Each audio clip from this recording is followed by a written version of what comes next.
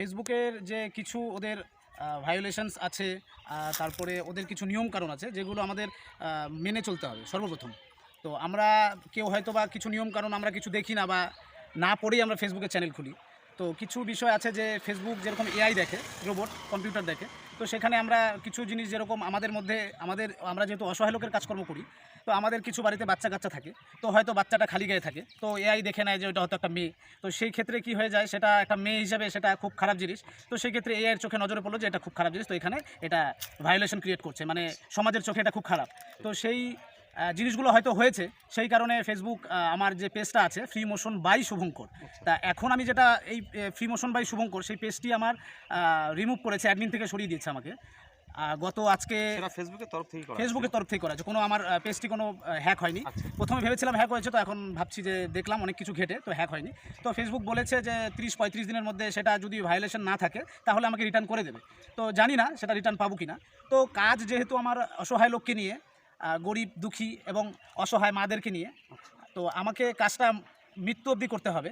তো আমি ভিডিওর জন্য কাজকর্ম করি না, তো আমি কাজটা করছি যে আমার পরের জন্য, মানে আমার যে জেনারেশনটা থাকবে, আমার পরের জেনারেশন, তাদের যে ছেলেরা, আমার যে ছেলে থাকবে মেয়ে থাকবে যেই হোক না কেন, তারা যাতে বুঝতে পারে যে আজকের ডেটে যে আমার বাবা কী কাজ করে গেছিলো, সেই প্রমাণগুলো আমি কাউকে দেখানোর জন্য কোনো কাজ করি না। আমি 1 বছর আগে আমি আরও অনেক কাজ করেছি, ভিডিও করিনি। তো এখন ভিডিও করছি এই কারণেই যে আমাদের দেখে যদি একটা মানুষ পরিবর্তন হতে পারে, যে এই কাজটা করে আমরা যদি বাড়ির পাশের লোকটাকে যে একবেলা না খেয়ে আছে, তাকে যদি আমরা একবেলা আমরা যে খাবারটা ফেলে দিই, সেই খাবারটা না ফেলে যদি তাদের মুখে অন্ন জোগাড় করে দিতে পারি, তো সেই জিনিসগুলো বোঝানোর জন্য আমাদের ভিডিওগুলো করা। আর আমার এখন নতুন যে পেজটা আছে সেটা হচ্ছে ফ্রি মোশন শুভঙ্কর।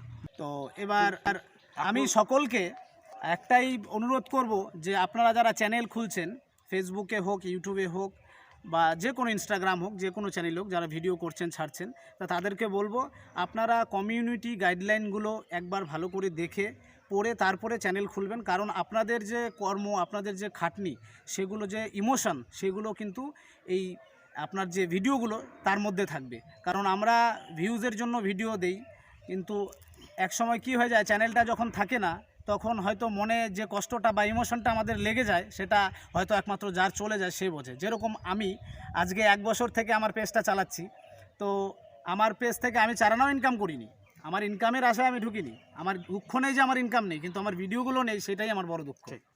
ঠিক আছে, এটাই আমি আমার কষ্টটা আমি আপনার সামনে শেয়ার করলাম, যে দেখা হয়ে গেল রাস্তায়।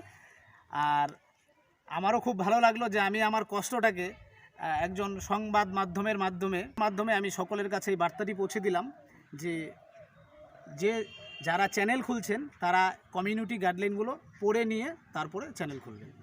ঠিক, তো দাদার সঙ্গে দেখা হয়ে আমাকেও খুব ভালো লাগলো, আমাদেরকেও ভালো লাগলো যে আমরা এরকম মহান দাদার সঙ্গে রাস্তায় দেখা পেলাম। আর তার সঙ্গে জেনে নিলাম যে ফেসবুক শুধু চ্যানেল খুললেই হবে না, তার গাইডলাইনগুলো মেনে চলতে হবে। তো ধন্যবাদ।